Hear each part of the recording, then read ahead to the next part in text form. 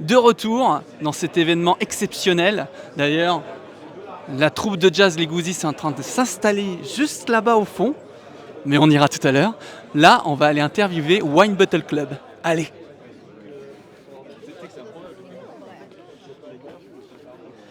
Hello. Hello. Écoute, on est en train de faire une petite interview et on s'est dit qu'on pouvait venir te voir pour que tu nous parles un petit peu de Wine Bottle Club. Ouais, bien sûr. J'étais en train de discuter avec les équipes là pour dire à quel point l'événement était top. Déjà, merci. Donc Wine Bottle Club, moi je suis ici sur deux sociétés. Wine Bottle Club, d'ailleurs, donc Guillaume fait partie. Je sais pas si Jonathan tu en fais partie ou pas. Prochainement. Prochainement, visiblement. C'est un club qu'on a créé autour de l'univers des vins et des spiritueux, qui donne des accès, en fait, des avantages, et on fait ça sous forme de NFT. Donc chaque membre de notre club a un NFT. Et en fait, tu as accès à deux avantages différents. Le premier, c'est l'accès en fait à des événements, un peu comme celui-là. Et puis ensuite, c'est l'accès à la vente de vins exclusifs.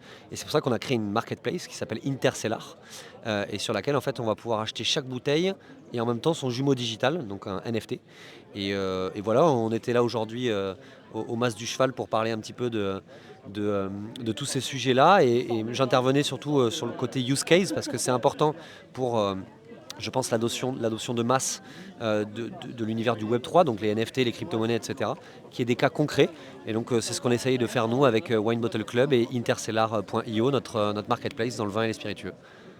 Eh bien dis donc, et tu peux me dire depuis combien de temps et comment tu as pu imaginer ça, comment ça est sorti de ta tête? Je vais me lever, mais comment c'est sorti de ma tête? C'est un besoin, je pense que pour chaque entreprise, ça naît d'un besoin que tu trouves sur le terrain. Et en l'occurrence, moi je vendais du vin à l'export, c'était mon métier de base, négociant en vin à Bordeaux.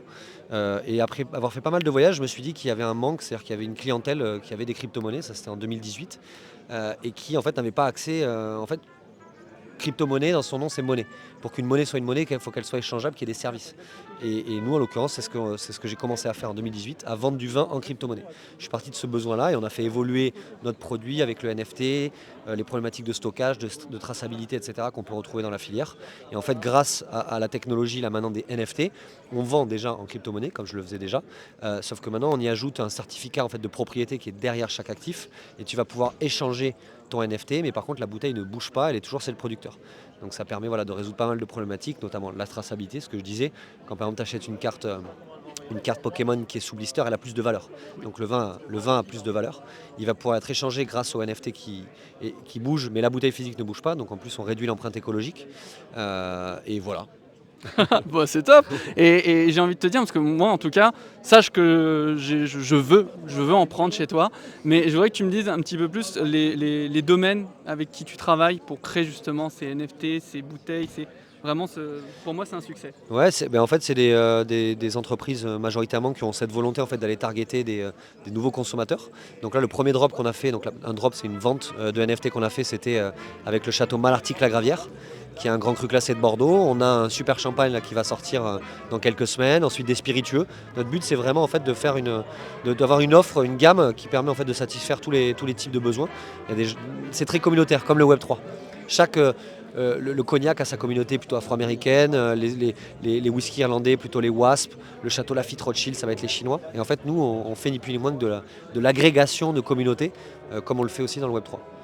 Bah, c'est super. Et dis-moi, où est-ce qu'on peut acheter une bouteille chez toi, un NFT chez toi? Comment on fait pour pouvoir rentrer dans ce monde avec toi? C'est une très bonne question. Donc vous allez sur intercellar.io. Vous pouvez également aller sur tous nos réseaux sociaux, y compris celui du Wine Bottle Club, qui est notre club originel.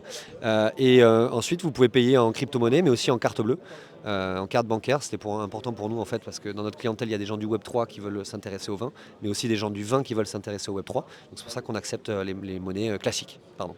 T'inquiète pas, tout le monde peut y accéder. Donc je vous invite à aller chez Wine Bottle Club sur interstellar.io. Ouais, intercellar.io. Et puis allez-y, c'est un super projet. Et merci à toute l'équipe encore une fois pour l'organisation. Franchement c'est top. Hein. Vivement la prochaine. Enfin déjà on va finir celle-là. On va finir celle-là. Merci encore à toute l'équipe. Vous avez été géniaux. Avec plaisir.